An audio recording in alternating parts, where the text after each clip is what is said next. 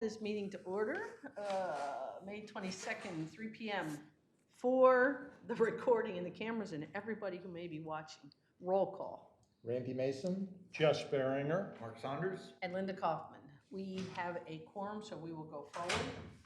I sent out the minutes from the April 22nd meeting. Any comments, questions, corrections? Motion to accept? So moved. Second.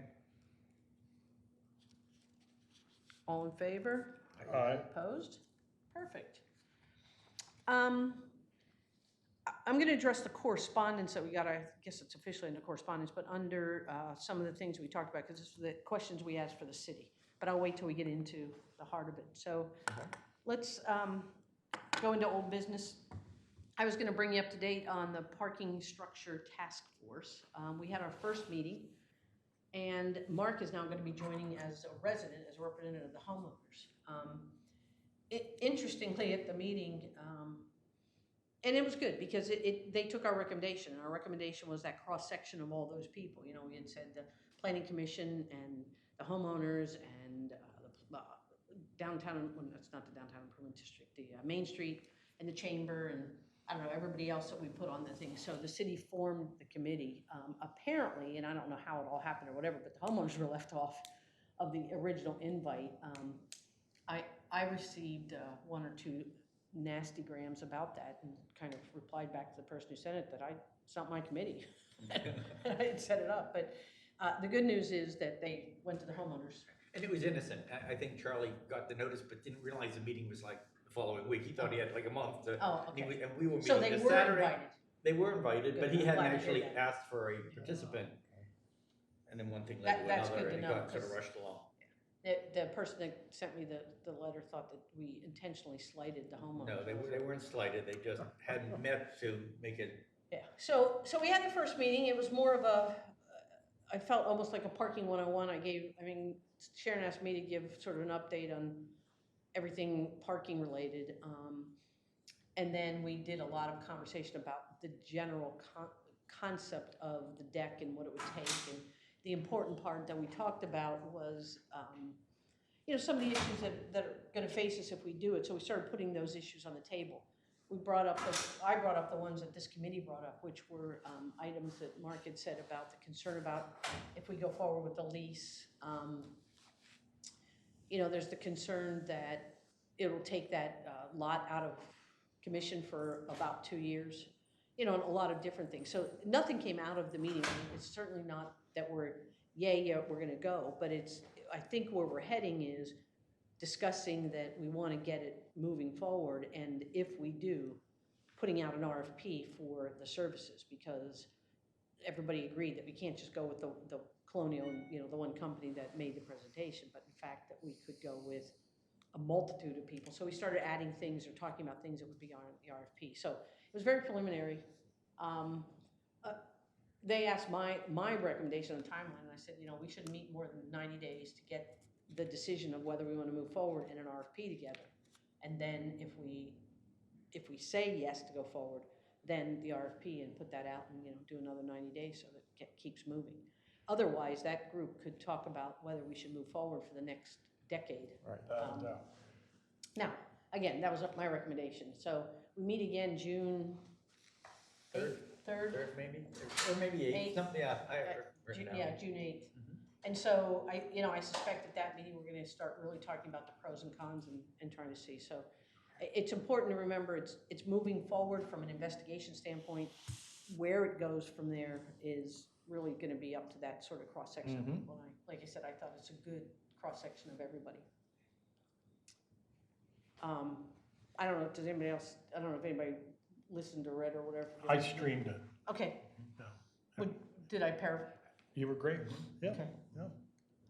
All right, the next thing on the agenda were the 2018 recommendations. If you remember at the last meeting, we weren't sure where, we had gone through the recommendations and labeled a lot of them that we were gonna wait and see, but there were quite a few of them that were really administrative and city. So I got that update, and since I inadvertently didn't send it to you, we'll talk about it a little bit. One of the questions we had was the enforcement of meter feeding. If you remember, feeding is kind of important as we try and move people. The answer that I got, and I'm just going to read these because I think it'll be easier, is the city's in the process of transitioning to the LPR, or license plate recognition solution, to enforce the parking along those streets of Baltimore, Maryland, Wilmington, and Delaware. Additionally, First Street between Maryland and Delaware will also be enforced using the LPR. That's the area that it was increased. It'll be our first trial area prior to future expansion of the LPR within the city, including permitted areas. Within the new system, the city has set 3-hour maximum zones and can monitor these areas using the overtime parking function. This function will notify staff when vehicles have been parked on location for more than 3 hours. In the future, the city can prohibit people from purchasing additional time at each zone. However, until the staff becomes familiar with the new software and the public becomes familiar, we plan to hold off doing so this year. So they're moving towards it. They've got the LPR in place. The LPR will allow for it to be, I mean, it's basically electronic chalking, but it appears as though they're not going to do it this year. They're going to work through learning the system and going from there. Will they be gathering statistics so that we'll get an idea of how long people do park in these places? I'm going to add that as a Good question. Yeah, I mean, Should be easy, It electronically, press the button, you would think. exactly, you know, so we can determine how big of an issue is this. Yeah. You know, I think it's good that they do sort of a trial, because LPRs, you know, you're gonna get comfortable with it. There's a whole lot of adjustment to doing it. The whole year, it sort of makes it difficult for us to determine at the end of the season whether the, you know, the shorter term, more costly meters work, because they're really not gonna be enforced. But that was the answer we got. Very good question. I'm gonna add that and I'll send back that So question. if people asked us about it this year, it's a bad answer to them would be, don't worry about it. That's never a good response. I think the answer is that it's going to be monitored, but they're working through the process this year. Okay, all right. And again, I don't know, but it would be nice if they did the warnings on those, just like they did the warnings on the back-end parking. And so I can ask that question also to get people, because otherwise, if they don't, then it'll be another year warning probably. Increased cost of business license that include permits. They streamline things.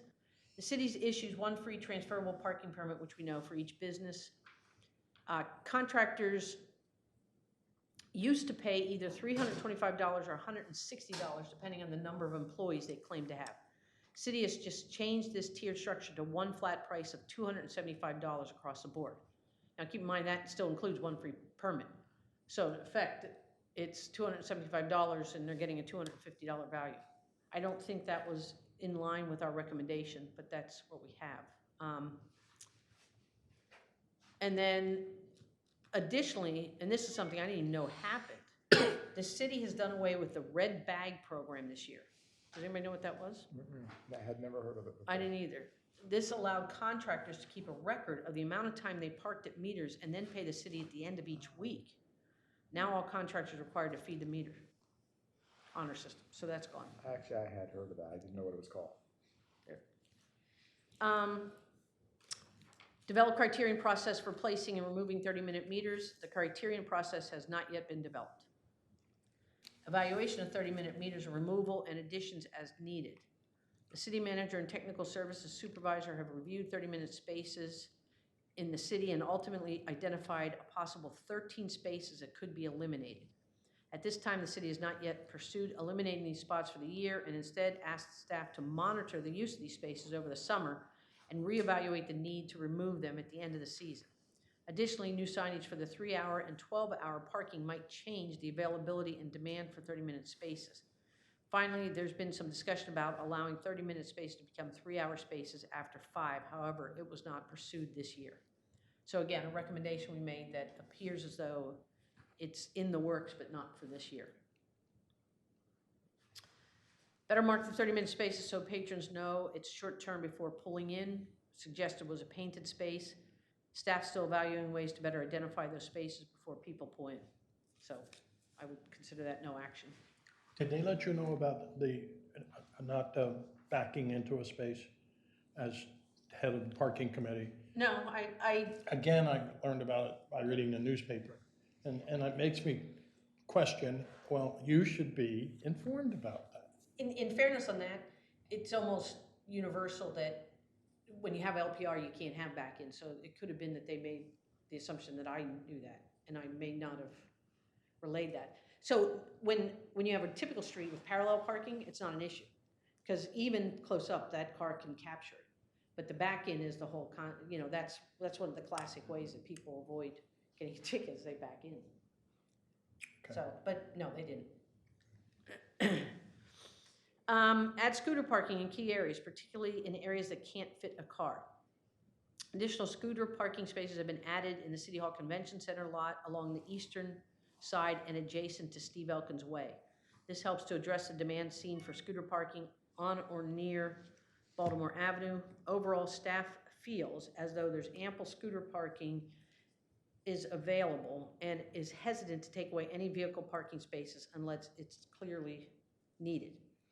But if you recall, what we said was not take away additional spaces, but find spaces that could fit. So I'm going to answer back on that maybe they misunderstood. Sorry, thought I turned that off. Misunderstood our recommendation, but it wasn't to take away spaces necessarily. It was to find those spaces that needed it. Enforce vehicle size restrictions. This one came as a surprise to me. Apparently the ordinance was amended for the city. If you recall, we had talked about the fact that I think it was 21 feet 3 inches or 21.5 or 23.1 or I don't know, something, but whatever it wasn't being enforced at all. And that is primarily because a lot of the construction vehicles are significantly more than that. So they, instead of enforcing it, they changed the code to say no vehicle now over 40 feet in length may park within the corporate city limits of Rehoboth, except that such vehicles may be parked in the municipal parking lot adjacent to the municipal building in areas designated by the city manager after first procuring a permit. Section does not apply to any motor vehicle which is stopped to load, unload merchandise, or to discharge, pick up passengers.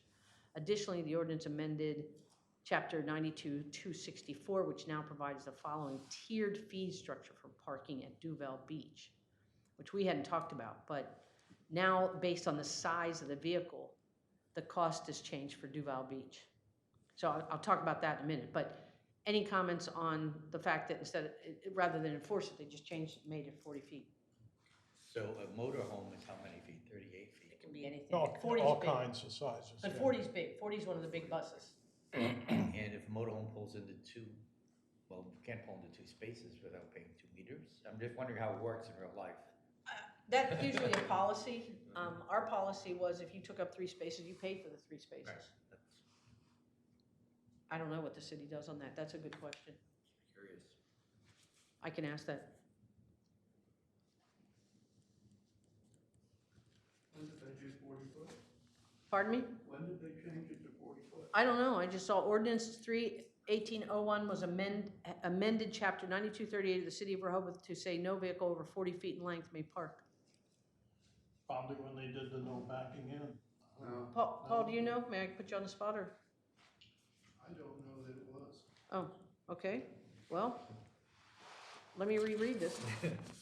Ordinance 0318-01 amended Chapter 92-38A of the City of Rehoboth Beach Code to say no vehicle over 40 feet in length may park within the city corporate limits.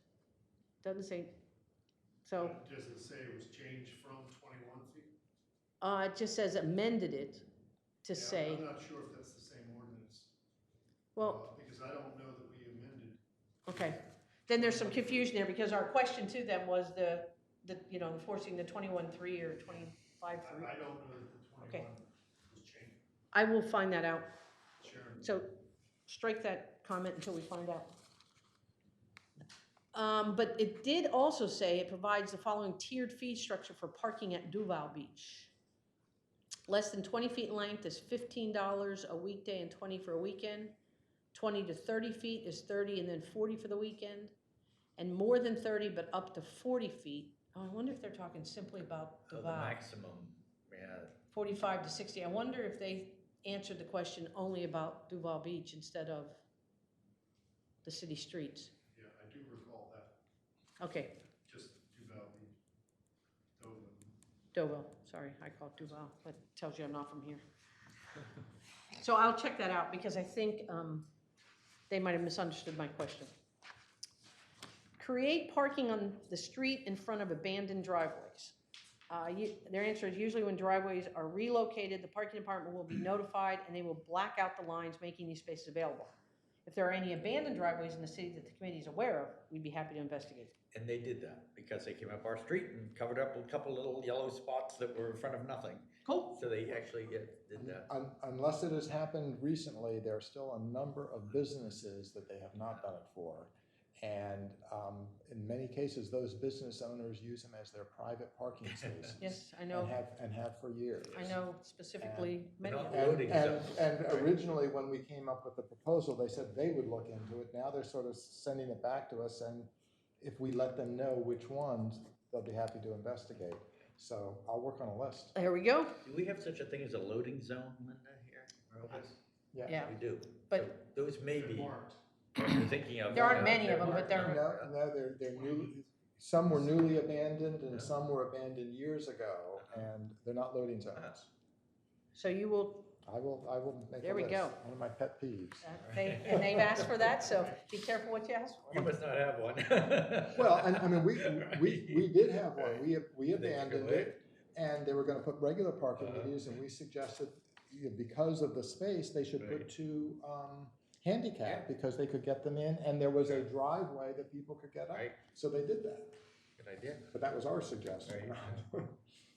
On regaining some abandoned parking places. Specifically, Girard Street is only 1 block wide. And the brush has overgrown out into the street. 3 years ago, there would probably be 15 to 16 cars parked from one end of the block to Oak.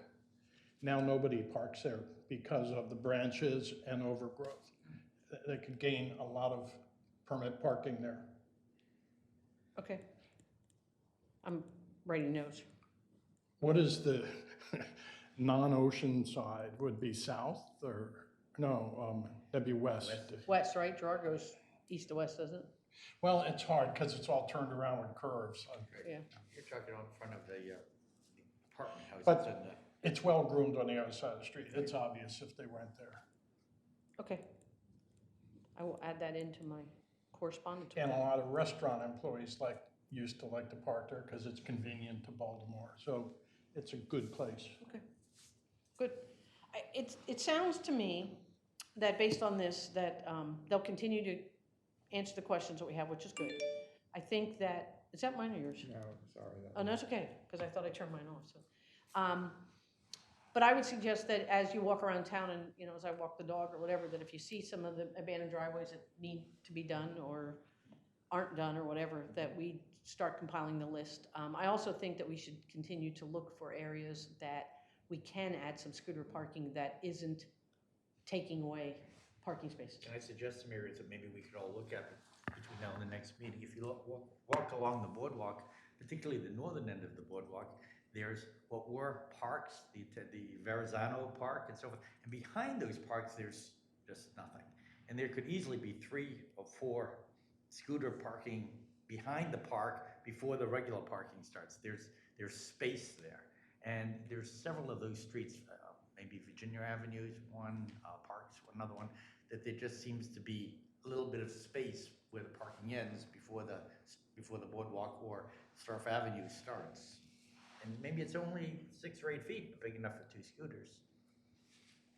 Okay. And they'd be ideal because they'd be beachfront or close to beachfront. I think what would work over between now and our next meeting is if you see things as you're walking or whatever, jot them down, send them to me. Take a and picture. Take a picture, Yeah, you know. compile them, and then I'll send them into them. Because again, I mean, sort of our statement from the beginning was how can we create more parking without physically creating a lot more parking, and those are the ideas. So I think based on that, our 2018 recommendations, we know that we're going to monitor a lot of the things, but that we are going to continue to pretty much agree that what we proposed last year still stands this year after we get through the summer, and that we continue to push that forward. So I would suggest maybe at the next meeting, we firm up which ones we definitely want to go back before the commissioners and go before them this summer at some point and say, these still need to be considered. So let's put that on for the agenda for the next one. Maybe We give were our- sort of a little bit back and forth on the last one. We didn't kind of come up with a Give concrete. ourselves a date to have it ready by, as we did last year. Yeah. September 1st, whatever it was, date we had.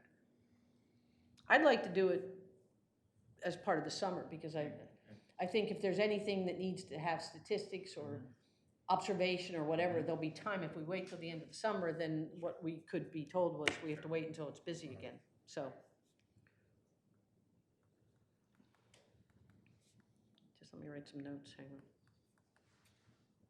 So I'll put that on for the next meeting. What would be good is if we all take a look at those sheets that we did, the spreadsheet for, between now and the next meeting, that we kind of have been scribbling on and talking about. Yeah. And look and see, because a lot of them we kind of said, yep, that was done, let's keep, some were observed. So what I want to do is, which ones are we keeping, and the way I think we would present it is, we still feel strongly about X, Y, and Z, and we're gonna monitor, 1, 2, and 3. Make sense? Great. All right, anything more on 2018 recommendations? All right, clear space. I put this on the agenda again.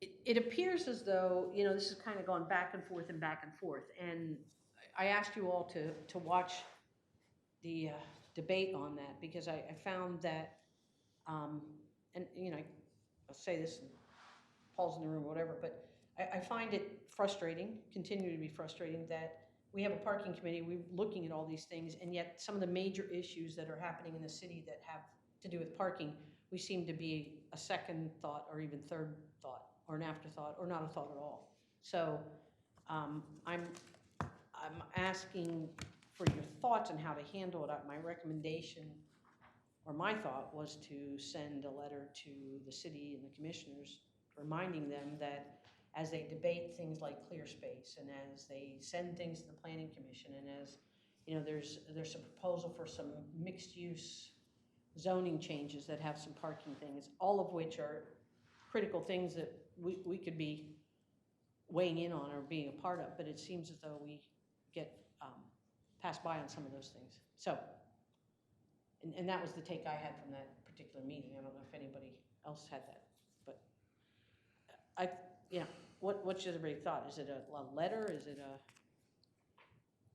hey, what about us? Or is it a same old, and we'll just pick the issues that we want to deal with? It's a tough one. It is. And you don't know when is the opportunity to speak up. You want to speak up at the right time, when it seems relevant. Maybe we get in things too early, and by the time that they actually are voting on it, we're a forgotten memory. Maybe we'd be better going to things like the public meeting, much like the homeowners association does. If you notice, the homeowners association doesn't speak up until it's being voted on or about to be voted on. And then, even though maybe 3 months before they had an opinion formed based on what the homeowners were saying. So maybe, for instance, in Clear Space, we spoke at the last meeting, but maybe it was way too early because they're months away. Maybe that same group, us speaking at a more relevant meeting, a meeting where some voting was actually going to take place, might be a better choice. Well, but I think part of the issue there, though, was that we first read about the issue in the paper. Correct.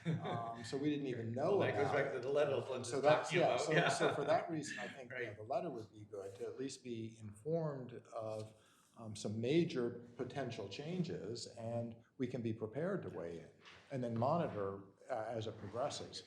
But you're right, we don't want to speak up too early, but we do need to be informed. Well, and not speaking up too early still gives us the ability in the committee format to discuss it, Exactly. so that we have an idea. But to your point, when we find out about stuff in the paper rather than being brought in, at least informed of it, is frustrating. Right. And so I'd like to somehow get the city and the commissioners to keep us informed that if there is discussion that is going to either be at a workshop or whatever, that we at least are told about it. I mean, maybe not brought in on everything, but told about it so that we can debate it. At each commissioners meeting, we are an agenda. Am I right, That's Paul? true. We are always agenda. And it's rare that we take advantage of that. In most cases, just jumps over us and because nobody's there. So maybe we should take a rotating system or something, and one of us show up at each commissioners meeting just to give an update of what we've done at the, Well, that was kind of the concept of it, but, you know, the meetings are so long now that if every committee gives an update on It's every true. single thing. They were You know, last one was So we 4.5 were sort of hours. picking and choosing when we went based on, you know, what we had to Topics, discuss. yeah. But it gets your foot in the door, so to speak, and it reminds the It reminds 6, them. 7 people sitting there that, hey, we're here. I'm open to suggestions, however we think we want to handle it, but, you know, it's hard to get caught off guard about things like clear space or, at least what I've read, and, you know, I don't know if my friend's from the paper here, because every time I say this, but, I don't always believe everything I read in the paper, so. Well, with good reason. It's Paul. not always Yeah, accurate. Paul? I would suggest a letter. I would suggest, as Mark said, you know, if you've had a meeting recently, get on the agenda just to mention the things you talked about. That shouldn't take very long. You know, when we do have committees come on with reports, they're pretty brief, unless they've let us know ahead of time they want to talk about something, and you can do the same. And then I would just keep an eye on the agendas, and if you see anything from parking that we haven't let you know about once we get your letter, just feel free to have somebody come in and give your point of view. Because these things do come up, and, you know, certain people ask for things to be on the, commissioners ask for things to be on the agenda, and all of a sudden they get put on the agenda within 7 or 8 days, and it's not like okay, we're going out to everybody to say, hey, have your committee talk about it, we'll bring it back in 30 days, or we'll bring it back in 60 days. We're just trying to get stuff on for discussion. And an awful lot of these things over the last year and a half have never had an opportunity to get on there for discussion prior. And so it's still a learning phase. But I would suggest all those things. Okay, so we'll send a letter, asking for any known updates or anything that, you know. And I would also say, how you feel. If we did go to the commissioners meetings, those agendas are early on in the meetings. You don't have to stay for the whole 3.5 hours. I would say generally the first 3.5. half hour, the 3.5. committees are 4.5, 5, whatever. Longer than that, yeah. But usually the committees are the first, at least within the first 45 minutes. Yeah.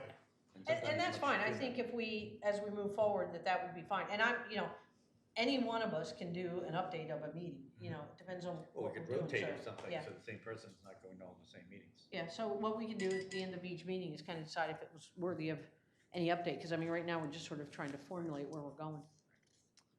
And as far as clear space, I had a conversation with Susan Gay the other day, because, you know, the planning commission has been involved in it, but I guess there's a lot of confusion, frankly, at this point on how much parking is actually needed by clear space, which is interesting, based on the square footage of it and how it's calculated. So there's a lot of work going on behind the scenes on that, in addition to being code compliant versus not code compliant. So I don't know, and Paul, I don't mean to keep calling you, but I don't know where it's at this point, except that I know that there's ongoing discussions the planning commission's been having.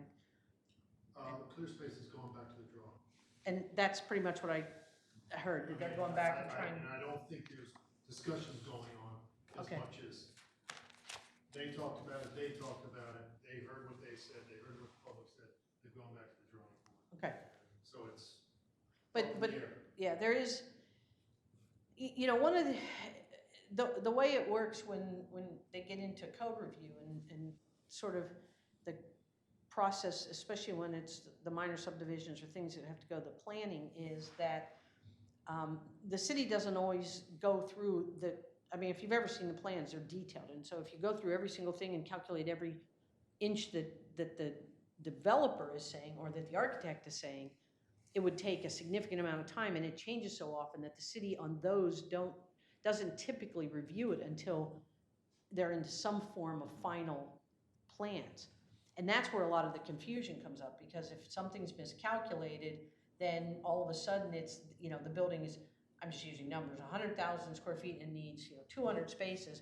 when in fact they miscalculated something and it maybe is only 150,000 square feet and it only needs 150 spaces. So there was some of that going on in this too, and just how the whole calculation, and that's just a situation of the process that you can't really change, because you certainly can't expect the city to review in detail every single potential conceptual plan that comes in and make decisions on it until they get further along. So, it's a catch-22. Example of that came up with the clear space situation was the height of open space. Whereas evidently, because we've never had anything 40 feet high, they've never really had to address it, but it's something like it was every 10 or 12 feet was considered a floor, whether there was a floor there or not. So something 34 feet high, maybe 3 floors in the calculation, which of course. For FAR. Right, for FAR. So of course, it sounds like 10,000 square feet is a big building, but when you think 5,000 square feet is open space, maybe it's not. So those are the type of things that the Planning Commission is probably dealing with now. And when you hear that they're making exceptions, they're really not making exceptions. They've just never had these cases before, so they have to make some conclusions. Yeah. So it's pretty much what they're doing. Yeah, so right now, the way the code is, and I believe it's 12 feet. Don't quote me on that, it could be 15. But if you put a 15-foot ceiling in, then it's double FAR. And that goes into the calculations, and that's in the code. And so, those are the things that need to get addressed. On the other side of that story, you wonder why the architect never picked up the phone and called the city and said, may I have a copy of your regulations before I design this building? So. All right, so let's get into. Paul's up to say. I'm sorry. One last thing on clear space. Sure.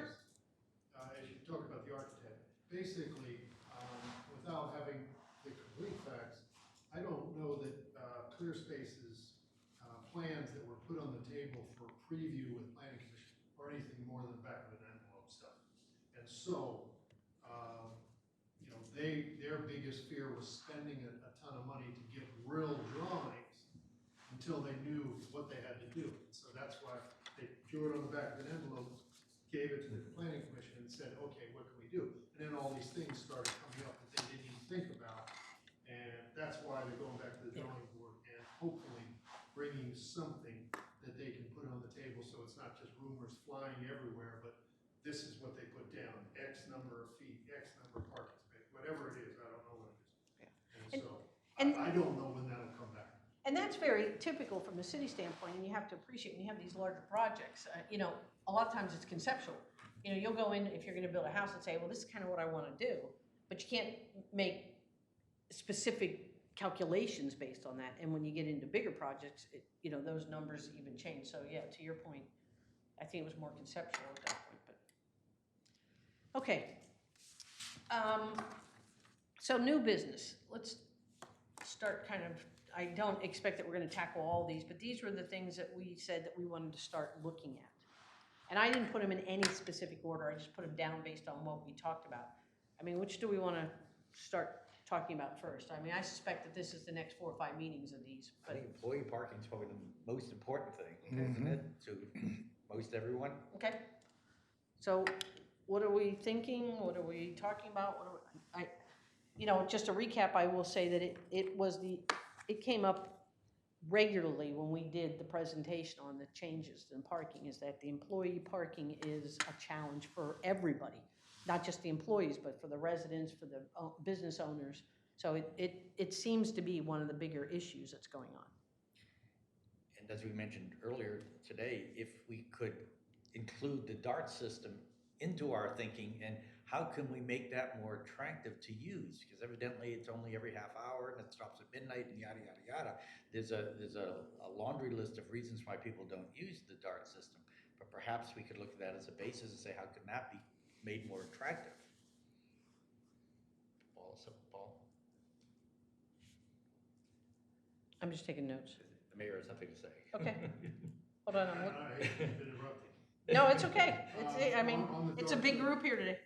On the DART subject, just Monday, the state started new schedules, new buses and whatnot out of their Lewis facility and obviously the DART facility right outside. So they're coming more often. I don't know if they're coming every 10 minutes, but I'm pretty sure it's less than every 30 minutes. And they've got various different routes. And what they have for Lewis lot for free. And for, I think, $10, excuse me, you can park out there and you can get parking passes for $2. I mean, excuse me, bus passes for $2, $4 for round trip. Whereas in the dark right outside of town, it's $10 to park, but you get 4 passes, which is pretty cheap. And that's more for the visitor. And then there is also a system that the city subsidizes for employees. So employees, right now Steven's filling out the stickers, so an employee can put a sticker on their car out at the dark. The employer has to ask for that, employee gets it, and then the employee, it costs them $2 to take the bus. They park for free. At the one right out here. And so, the incentives are there. So it's $2 to park, and does the city then make up the difference? $2 to take the bus. Oh, The city subsidizes that, so the city pays $40,000 or so for the summer. And they're still paying $10 to park? No. Parking's They're free. parking for free because of the tag, Because of the tag. because they're an employee. Got it. They're paying for the bus ride. okay. So in other words, it's $4 still round trip for them to go in and out, but they park for free, and the city picks up. Half of it. Now, I mean, because it's like $8, the city picks up for 4. Now, one of the things that I've heard, and we communicated this to the state, was a lot of the employees getting out at 1 o'clock in the morning. There are buses, it goes to like 2 or 3:30. But a lot of them don't feel comfortable standing out in front of the bandstand at 1 o'clock in the morning when it's 1 or 2 young people, whether male or female, and safety. And so there's some ideas to put some lights down there. But that was one of the things that came out from the employees wanting to park in town and control their own destiny. And if, a lot of these restaurants are slow on a Thursday night, you leave and you just, go home. So those things are in the works and continuing, but it's really just like the visitor that comes into town. You can't convince anybody to park outside of town. Everybody wants to Be right there. go there and I'll drive around for 60 minutes. Although rather than park 6 blocks over. How are the employers informed of this? Well, they've been informed for years, through the chamber and whatnot. I can tell you that a lot of the downtown people are not members of the chamber. So I think there's something on the website about it. I couldn't say exactly, but I'm pretty sure there's something on their website about employees parking at the dark, or the parking lot. Okay. I mean, would it make sense to send something out with the business license every time? That's something I can talk to them about. But it makes sense to have an employee orientation once a year, like they do for the new policemen and so forth. And new employees could sit here and learn all about the ins and outs. of Probably working difficult to Beach, get because they people come and all go at the a same lot. time, Yeah. yeah. But I like the idea with the business license of Yeah, just, I'm just thinking, we're seeing a lot of new businesses come in and out of town. They're not necessarily large employers, but they're certainly likely to be some employees. Trey mentioned the safety thing. Remember when Trey? Yes, said- yes, and I've I'm wondering, heard that. Could we have a policeman stand out there in addition to the lights? Or maybe have the collection point, instead of the bandstand, have the collection point here in front of City Hall, right next to the police station? Somewhere where they'd feel a little safer. Well, that is, Well, That- but a lot of them are working on the first Down there, block. I right. don't feel like walking 2 or 3 blocks. Nobody likes to walk. Well, Really? that we have to overcome. Well, I think with part of this, we did talk about last time about needing to get some input from more employers so that we can really figure out what their needs are so that we can tackle this properly. And it's been difficult to get anyone else on the committee, but I think we did talk about maybe trying to invite some employers or...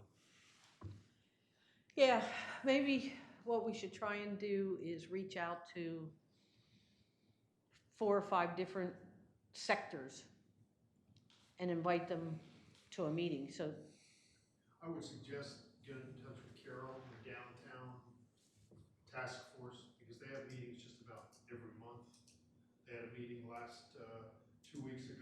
Belmore about pedestrian mall down by the bandstand. And, you know, all of the businesses on that loop and some others on Rehoboth Avenue showed up. So I would think if you could put that on Carol's agenda, she can get the blast out and people will talk about it. Just So- as a reference, I'm sorry to interrupt. No, If you're it's not- looking at the website for DART, it is on here, in their downloadable pamphlet, so they are advertising it. You can download the PDF, which is just the pamphlet they send out to all the businesses. And it does say discounted employee parking program for the $4. Okay, so that's on the DART. It is. All right, so there is some advertising, but so what I'm hearing, I'm trying to recap some of this, is finding a way to make that particular issue more attractive, so getting the word out better, perhaps through the business license, so that can be a recommendation. And working with Carol maybe to either have it through their downtown task force, where we ask them to hold the meeting and us attend to get the input, or have them attend one of our meetings, but either way, trying to get some input from some of the employers. Because what we heard when we made the presentation was a wide variety. Some were, you know, it went all the way from the city owes it to us because we're hiring people, and two, we understand that this is a responsibility that we have. And there was everything in between, if you remember those comments, and so you have quite a wide variety. The one thing I was telling these guys before the meeting I did hear is that I do believe that the increase in permit fees for hotels and things like that will have a little bit of an impact, because I know one person in particular who apparently got one for that $30 that they always got it, and is now paying or needing to pay $250, and the conversation was, well, maybe I'll start taking the bus. Hey, success. So, If we refine a system that already exists and publicize it, then it's up to them. Right. I mean, we're offering that, Along with these employees, let's keep in mind the bicycles. so it's a because change of their behavior. Yeah. A lot of the foreign students particularly drive bicycles in Right. the town, and we would like to make I know there's another committee working on bicycle spots, but we need to work with them, because I think that's part of this also, to encourage them to continue using the bicycles. Paul, is Carol's thing, did you say it's called Downtown Task Force, where she puts, Yeah, something like downtown something task force, but. And they'll take up downtown topics? businesses. What's that? and they'll take up topics? Yeah. So Yeah, I would go to their meeting. I wouldn't expect 20 businesses to show up here. it would They- seem, that's what I was gonna say, it would seem Yeah. to me that we could ask that this become a topic that we attend Sure. and gather some information, because that gets to the root of what is the issues, what are the issues, and how can we streamline it. So, you know, I think tackling that piece of the employee parking is, And I imagine the parking garage committee can use that same information we gather, because that's something I'm sure they're gonna need to know in making decisions on the garage. whether there's gonna be some employee parking or not and stuff, so. What else on employee parking? So, I think making that more attractive, you know, I'm not sure what we meant by zoning issues. well, I'll get to that in a second, but let me finish employee. We were handed the ball, now we have to run with it. Yeah, so, you know, one of the things we've talked about is increasing the permits into the evenings. And the idea behind that was to give the residents some relief so that all the employees didn't stream into there. And if I recall, one of the, reasons it wasn't implemented right away was the whole idea of needing the LPR and some of that, which I think is, you know, gonna grow. But I think as we talk about the residential permit program, we have to keep in mind the employees who use the residential permit parking pretty regularly. In my opinion, there's a misconception among some commissioners about the 5 o'clock cutoff.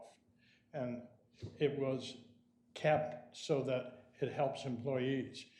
I'm very hard pressed to find out who the employees are who come to work after 5 o'clock. Waiters, bartenders, store people, they're there 2, 3 o'clock. Yeah. And so there's this wait that they can get away with free for an hour, you know, and then at 5 o'clock it's free. That doesn't work. It doesn't work at all. No, most of the people that I know that come to work at 2 o'clock have a permit, Yeah. because they know they have to So be they're there too. gambling with not getting a ticket. And that forces them deeper into the residential areas. Yeah. Well, then on the employee parking, let's kind of pursue those things and figure out. Okay. Yeah. So then your question, zoning, it was the item that we talked about of the very, what will be very controversial of, do we start investigating requiring homes with a certain amount of bedrooms Gotcha, to gotcha. increase the amount of parking spaces that they're required to have? You know, the current code, which we've talked about, is 2 per house, no matter the size of it. And I'm not gonna go back through the whole toilet thing or whatever, but doing it by bedroom is easier now, because one of the things that was a challenge before was that you didn't have to count them as bedrooms. It was a den, and it was a library, and it was a whatever. So I had a 1-bedroom house with 7 sitting rooms. And that would then trigger no extra parking. But now the city that requires you to register how many bedrooms you have because of occupancy. Only if you rent. If you rent, yes. I think we have an awful lot of houses, particularly the ones that we're selling now, that are not available for rent, and they're still building 5 and 6 bedroom houses for that. They are. So I don't think that's going to necessarily Help that, okay, help, you're right. help that. And it is very difficult to determine what is a bedroom. Paul? The way I look at this subject is, and I think it's been mentioned before, and I think it's something for the CDP, is incentives. I think there needs to be incentives for this 5 or 6 bedroom home owner to have 4 and 5 parking spaces. And it's maybe, I don't know, setback, I don't know what it is. But you know, from my perspective, I would much rather have, on a 50 by 100 lot, I would like to have a full driveway all the way back to a garage with an apartment on top of it that's 500 square feet, and a house that's 2,000 square feet. So that you have like but you can't do two buildings on one lot. I think there's got to be some incentives for people to build or to create more parking spaces. And maybe it's having pervious driveways rather than impervious driveways. Or, I don't know, but something, incentives to get people to build a different way. Well, so I'll address that, because I'm not sure that you and I necessarily agree on that, because from a resident standpoint, and maybe some minor incentives like pervious versus impervious or whatever, but in my mind, it becomes very irresponsible for a homeowner to expect that somehow those 5 cars are going to magically go somewhere other than their parking. So I don't know if it's, I don't know how, I don't feel that there's an incentive so much as we have to start saying to people as a responsible property owner, you can't continue to overbuild and put all those cars on the street because there's no place for them to go. There's no place for me to go as a resident who already lives there. There's no place for you to go if you have company building your house if you're not renting it. And there's certainly no place to go when the 5 or 6 or 7 cars show up as rentals. So I don't know if it's an incentive based so much as, I mean, let's face it, the reason, I feel very strongly, the reason there's not more parking is because they can build a bigger house. The bigger the house, the more rental income, or the bigger the house, the more, whatever. Because something has to go away when you add parking because of the lot coverage. Well, we already have the rules, though, about FAR. And it is already possible to run the driveway all the way back and still meet the setbacks and have the either 2,500 with a pool, 3,000 square feet without the pool. So It's the green space. There's a But I'll problem of balance. But by putting those pavers in, and I'm going to do the calculation, it's a minimal amount of green space that you're taking up. If you put parking the whole way back and put just those strips. And my understanding is now They don't, they do count that as green space in between. They do. Originally, They didn't. they didn't, They do which took away the incentive to Sure. do that, Right. which was crazy. But we also have to, one thing that will go into this too is figuring, all right, if we end up with all of these, cars going from front to back in a house, what does that do to our cityscape too? I mean, there are going to be a lot of different factors in this. Well, let's talk conceptually first, because, I mean, there are things on the table. Is it incentives, isn't it incentives? Is it streetscape, whatever? Do we fundamentally agree as a committee that we would like to encourage some kind of zoning change to add more parking for larger houses, more bedrooms? On site. Well, but the thing, we have to be careful how we do it. They're not larger houses because they can only build a 3,000 square foot house. Yeah. So, we're looking at occupancy. Yeah, you're right. Maybe the word larger, but more bedrooms, whatever it is, occupancy. I mean, do we as a committee believe that 2 spaces for any house, no matter what it's built in town, is enough for each house? I guess that's the fundamental question. If we agree that that's enough, then we probably shouldn't address I it. think it's gonna be a hard nut to crack. I mean, think of the. I'm not talking about whether it's difficult. Right. I didn't say Think it was of the gonna be. war. I lived here 5 years ago. I didn't say it was gonna be popular, Yeah. but it's certainly something that comes to my attention on a regular basis by people who live in town. Right. What I'm hoping is we have another depression, interest rates go sky high, and it becomes less desirable to have a 5-bedroom rental house because they cost $1 million now, and hopefully a day will come when you can't get $15,000 a week rent, so it won't work anymore. So that, we will hopefully get back to those norms again. I mean, we have low interest rates still, and it's economically feasible to build $1 million house and still rent it to cover the debt service, but. I think it can be done. I mean, so let me put it on the table. I believe that we need to have houses that have occupancy with 4 or 5 bedrooms have more parking. So I'm putting it on the table. Whether we achieve it through streetscape, nice landscaping, whether we achieve it through incentives, but I think we have to start with the basic premise. If we don't agree as a committee, then we'll pass on and go from there. But without it, we're destined, difficult or not. I'm not talking I'm just difficulty. Our thinking job is to recommend.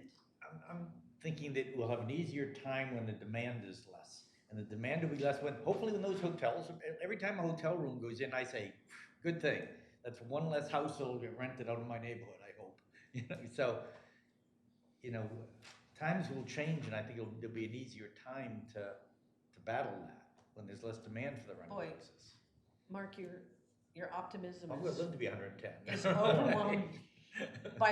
In my opinion, by the time times have changed, there won't be any houses left We hope to that's tear not the down case. and build more parking to it. They'll start tearing down the newer ones. Yeah, right. Yeah. Do you see that though? Do you see less of a demand for rental houses to be being built? I mean, I know in our neighborhood, it's all owner occupied, like you said. Yeah. But they're big houses too, but that's a different issue. I don't know, quite a number, I mean, I sell a reasonable number of in-town houses, and clients I've been working with for the last 2 years, for the most part, don't I want to think you rent. saw one on Sandalwood recently, which is near where I live. Yeah. And for $1.4 million or something, and we all in the neighborhood is scratching our heads going, and it's a rental house. How can you possibly rent that enough to make the $1.4 million work? So. Not the one I sold. No, well, Yeah. maybe it's across the street from the one you sold. Yeah, across the Right, street, You yeah. sold the 2 girls, what's the one across the street Right, with the pool. exactly. So And $1.4 million, $1.5 million, whatever the Right. number, and we're all shaking our heads like those numbers just couldn't possibly work. Well, no, you can't buy a house in town, these new houses, and rent it out and have it pay for Right, it. so that's what I'm trying to tell Lynn. Yeah, So I think it the does not problem work. will ease itself just because of economics. 'Cause I don't believe the owner occupant will have as many cars as the renter does. I think they'll have the sense the 3 of them come in the same car, unlike the renters that all come and go separately. See, and that I'm not so sure Yeah, it's all about. done, yeah. I think your point is well taken in the fact that, I just recently sold a 5-bedroom one, new construction on Laurel Street. Family, no intention to rent. They have 3 adult children, and the idea is to get the whole family to come down. They're all going to come down separately. So you So- are, there you go, yeah. back to the So problem, they yeah. are going to, I mean, that's going to be the same issue that you're Yeah. saying. with That, the and I know, rentals. that's a house on our street, right? 200 block? On Laurel, yeah, Yeah. yeah, exactly. Maybe Yeah, after the because I first meant that- weekend but- in the summer, they'll come to their senses Well, and they've no, opened but down so, and can't find so a whether parking it's a space. rental or not, the point is that it's still multiple cars. Right. I don't, I don't think there are many people who are buying the houses that are like single or two people that are only having one or two cars anymore. Because to your point, they may not be renting it, but they're buying it for the family. Right. You know, otherwise, I don't know, at our age, you know, age myself is, what do I need a 6-bedroom house for? I mean, that's just more to clean. So I don't know, what's your take? Well, I've often thought that we should be working with the rental division of the realtors. In our own personal experience, the last 2 vacations we've taken in Florida, we've gotten a minimum of 3 calls from the renter agent saying, Mr. Beringer, you know, your place sleeps 5, do not bring more than 2 cars. And they would follow up with that because there is no more parking for that. And did we take more than 2 cars? No. Very reasonable request. And we don't do that, so that if there was a safe number of places that somebody's rang and say, you know, I'd like you saw on the listing that there's parking for 2 or 3 cars, period. There will be, you know, you might have a problem with over 3 cars. We can't create space. I mean, that's certainly a tactic that, you know, may or may not achieve some reduction, but,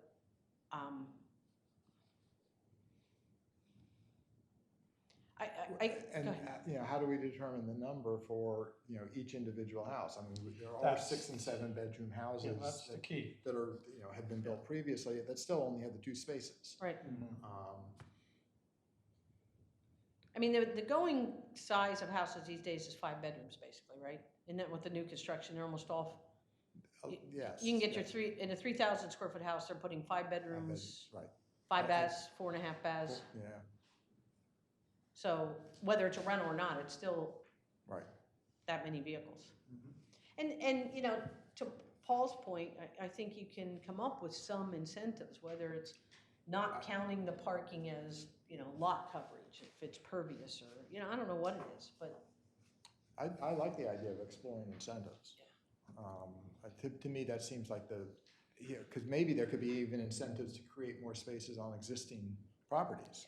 And Um, to clear the record, when I said no, I didn't mean that I'm against incentives, but I don't think it has to always be incentive driven. I think there's some other ways to do it too. But, you know, I would love, you know, I'll use our property. I would love to put an extra parking space in there, but we can't because of lot coverage or I don't know what. You know, Lot coverage is the big thing. side setback or whatever it is. And so I think there would be some people who would be willing to do it if we could come up with ways. And, you know, in some ways, we've taken away some of that incentive by the change in the zoning of the last thing where 50% of your front now has to be green space. Green space, right. And, you know, I understand that too, where that came from because you didn't want, you know, a parking lot in front of everybody's house. But if you, using my house as an example, I don't have any other place to add parking because I have a porch. So I'd have to take my porch down to extend my driveway or put another space out front. And I don't know how that would look or whether I really want to do that or not, but you know, I'd kind of like to look at it two-pronged. You know, I would still like to say that we want to find a way to encourage more parking for residents. Maybe it's not a zoning thing, maybe it's working with something, maybe it's, you know, through incentives or whatever. But I think eventually it becomes a zoning issue if you're gonna put incentives in, because there has to be some regulation to it. I mean, I'm not hearing consensus though, so if you don't think this is a Like I big enough say, issue, I think it's a good idea that won't work. It's just my gut feeling. I think we have a It hard may time not- getting any. May not be zoning for this changes. year, that we focus on things that we didn't accomplish before, but this is an issue that we should constantly be thinking about. okay? I don't think we could achieve anything this year. So basically hold it for the future? It would have to be in conjunction with the tree people, the green people, you know, with other committees. There are committees today working with the complete opposite. They want to make everything green, you know, so we have to work hand in hand with other people. Well, I think little strides can be made though, even without that, and that could be just the material, that, Right. that can be used and stuff, but, Definition of porous. all right, well, I'm hearing that goes on hold for now, right? Okay. Okay. We've got time, because I said I promised we'd be out of here at 4:15 today, so one more things do we want to tackle here? How about special events? Okay. Since, that's something that's come up a number of times. Okay, Currently, so many of the special events take place after parking permits and parking meters, and we have a lot of parking problems during the events. So I think that it would be good for us to take a look at, what are some of the issues, with these parking things. Some of them, like the parades where people park literally days and days in Days advance before, yep. to try and get the thing, which is a real problem. Two, just that suddenly we're just inundated on a particular fall weekend, and there's not a place for anyone to park and the like. So, In the business community, Trey has mentioned several times that does not benefit them. As a matter of fact, I've mentioned that, yeah. It hurts them more than it benefits them. Right. Generally, it's not necessarily good for business. Right, exactly. well, because I would venture to guess that, which is a good example, it's that you either come to go and see the parade and some of the stuff that's going on. Well, I don't know, Sea Witch has a lot of people walking around, that's probably not a good example, but, The track things, the but running there's, things. yeah, is a there's good certain example things, of- that's a good, It one is. of the races where Yeah. it seems to kind of clog everything up, it doesn't really do anything for any of the businesses, and, those are the items that, I don't know how you resolve them, but I think this is Trey's big issue, is that closing whole sides of the street or closing down traffic and all of that, it just continues to hurt his business versus helps. Well, I mean, I think as a businessman, I think some of this we just have to put up with. It's good for the town to have a lot of these different events, and frankly, we just need to deal with that.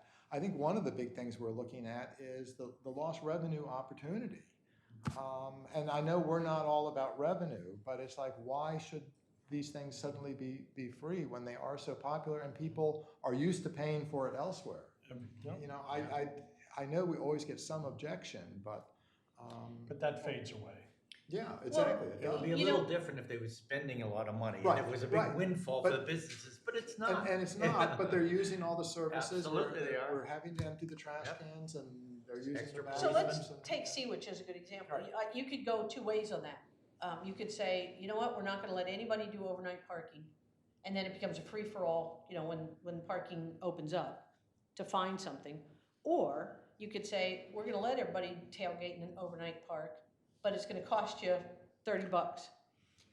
The problem with that specifically is literally, it's 4 nights before, and then you can't get to the businesses at all for those 4 I'm days. not arguing that, It's yeah. not just the day of the event that you do that. The answer would be not have So- parking at all during the so- event. so- Just having completely no cars and having shuttle buses like the 4th of July. We have these great shuttle buses, 4th of July. I don't know why they disappear the rest of the year.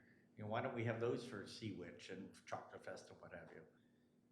I mean, you guys have been here 4th of July and seen how well that works. Speaking of 4th of July, I've often wondered why we don't coordinate. It's hard to do, but try to coordinate with Bethany and Lewis and Dewey to everybody have their own fireworks on the same night. There are very many people who follow it and go to every single one. But I believe that is actually a safety issue, because they have to send the fire departments. All right, to that's send a it good out. answer. So that is specific. And emergency Okay. personnel. That's a good answer. Yeah. Well, so, and then this one's kind of hard because this is probably Trey's bigger issue, although, you're in business too, but he has complained or been concerned about special event parking and how much it hurts his business for all of those events like Sea Witch, off-season. So, I mean, I don't know if we want to table it until he's here, we can talk about it more, but, you know, it seemed to me that, again, trying to find ways to encourage people to use alternate ways to get here would help. And if you charge for the parking, That takes care of some of it. a lot of people would take the bus. Yeah. probably. Well, and that's true. I mean, if you open up and say the parking meters are in effect, now, that would be something the chamber and the Main Street and stuff would have to buy into or at least understand. But if you started saying that, you know, sure, you can park for 4 nights if you want, but you gotta feed that meter for those 4 days, you know, people are gonna think twice about doing it. Well, I think this might. Are you grimacing back there, Chief? This might, again, open up the discussion of possibly extending meters over the weekends into the fall. Into the Oh, fall. without a doubt. Well, that's on our list, and Yeah. that's gonna be put back out there again, because Because I think they're gonna go hand in hand. I've said it before, and I told you, I sat at a meeting the other day, and I just look at the cars, and I can think of how much revenue we're losing when absolutely. we Right. need revenue. Yep. And granted, it's not about revenue, but There's it is. 50,000 people living out there in Sussex County who are in here every day. Mhm. In January, We- February, March. Last Saturday was like Yeah. August. We need July. Last Saturday was terrible. It was terrible. Yeah. You know, the parking world has always lived with this stigma that somehow paying for parking is like, you know, parking is an inalienable, free parking is an inalienable right that you're born with.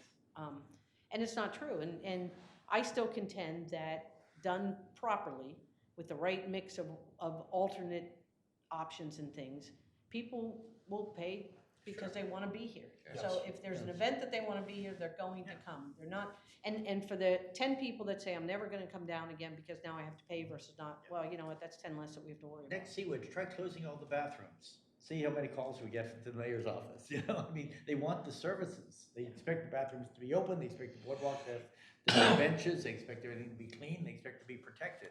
So they need to pay for that. So are we leaning towards suggesting that special events and fall weekends enforce, because we had talked about that before, that meters and permits get extended? Yes. Permits are gonna be tricky. And how do Well- you have to sell them, then you'd have to sell a permit for the Yeah. day. We're just Permits putting are a down little bit trickier. ideas. We're just putting We'll- ideas. we'll out there. expand- we'll Remember think what we it did later. before, Yeah. just Worked out for those later, that are yeah. kind of first attending this, Yeah. we just throw all these ideas and then we start hashing out Yeah. Right. the details of whether we think it's a good idea at the end of it or not. Because maybe we would then extend just meters and not permits, you know, even though I Right. know we. I'm we just made writing design meters, this before, but- potentially permits, Yeah, extended potentially fall special events. Okay, so that will be on the agenda, then we have to really start hashing those ideas out. Yes, sir. Suggestion of asking the state about putting traffic counters on the primary entryways, state roadways, so we don't have to pay for it. Get an idea of what the flows are in coming in and out of town. It's not that expensive anymore, because that would be useful to them also for traffic studies. Sorry. What's going on? Is that Del Dot that does that? They even count the deer and the people that walk on the path to Lewis, and it's- put it right on the light poles. And are you suggesting during special events or just at various times? It would run all the time. It would be information available to them too. That'd be an interesting study. I assume that request would have to come from the city, so we could, if we think it's worthwhile, we could certainly send a request to the city to ask. I don't think Del Dot's gonna listen to you or me, but. Paul, do you know how traffic study's been talked about, or, not traffic, I didn't mean to use it, traffic counts? We would do them once in a while with the speed cameras and stuff or whatever, but no, I don't think so. I don't see what the benefit would be. Did the city have any input on the traffic count and then the new stop signs that went up on Henlopen Avenue at Second Street?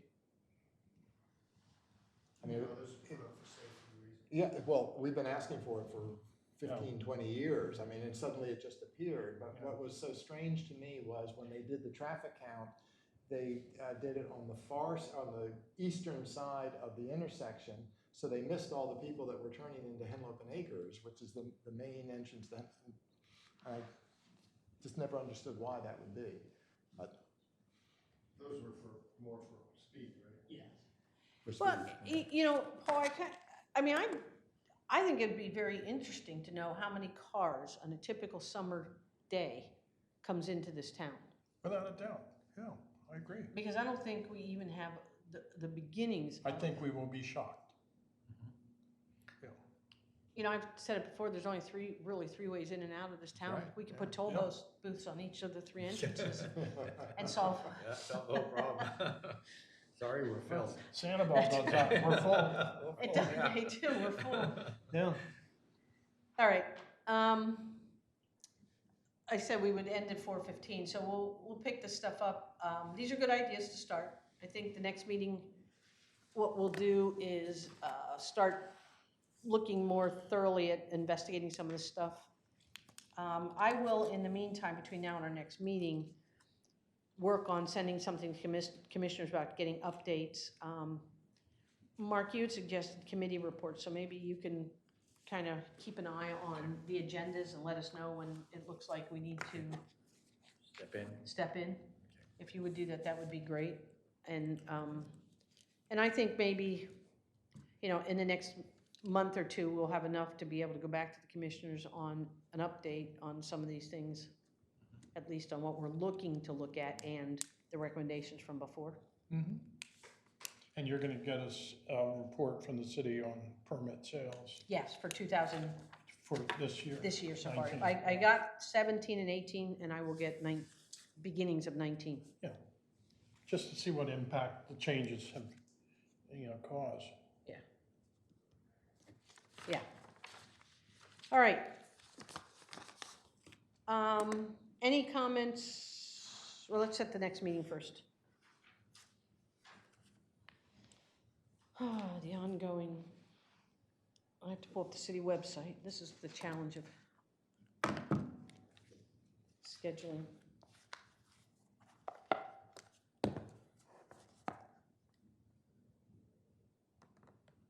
Hang on, let me get.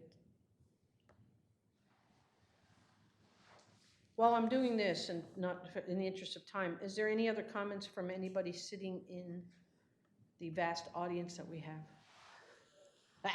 I'm just looking as a way to contribute for the special events if necessary, but it seems like the concern more is for the fall, after the major summer season, as far as shutting down roads and street closures. And since I run the summer events is why I thought it might be important if I have somebody to assist with, at least to answer some questions. But if it's more of the off-season, it's less of what I can control.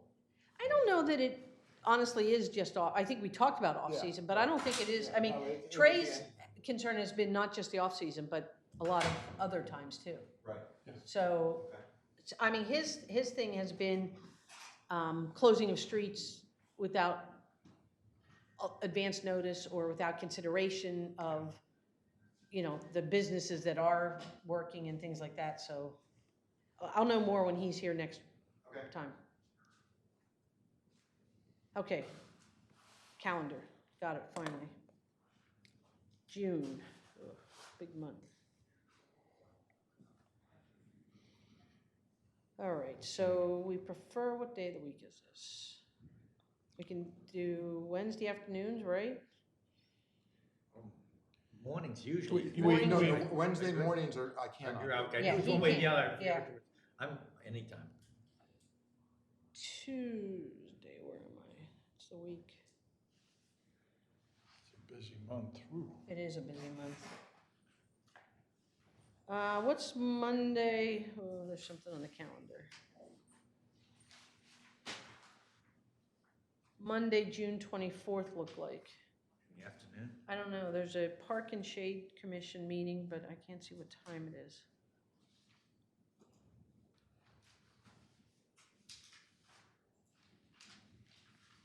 Looks okay to me.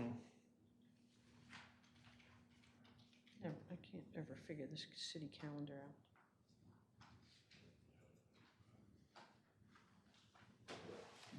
There's a Park and Shade Committee meeting, but I don't know what time it is, because it doesn't list it.